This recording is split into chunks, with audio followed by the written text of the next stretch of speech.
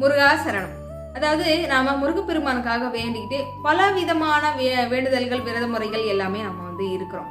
அதுலயே முக்கியமா ஒருவேளை உணவை தவிர்த்துட்டு இருப்போம், இல்ல 2 வேளை உணவை தவிர்த்துட்டு இந்த தைப்பூச விரத முறை இந்த மாதிரி நம்ம இருந்திருக்கோம் இல்லையா.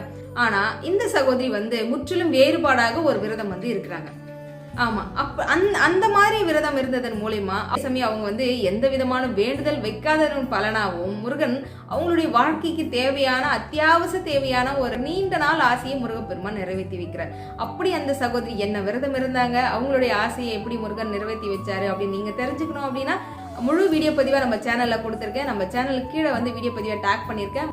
மறக்காம அந்த வீடியோ பதிவை பாருங்க. ஏன்னா அடுத்தது உடனே நீங்களும் அந்த விரதம் இருக்கணும் அப்படின்னு சொல்லி சங்கல்பம் எடுத்து விரதம் இருக்க ஆரம்பிச்சிருவீங்க. ஆமாங்க, அதனால மறக்காம வீடியோ பதிவை பாருங்க. முடிஞ்ச வரைக்கும் நீங்க எந்த வேண்டுதலும் வைக்காம முருகா நீ மட்டும் எனக்கு துணையா இருந்தா போதும்யா அப்படின்னு மட்டும் கேட்டுக்கிட்டு நீங்க இந்த விரத முறையே இருந்தா இன்னுமே நல்லதுங்க. வெற்றிவேல் முருகனுக்கு அரோகரா.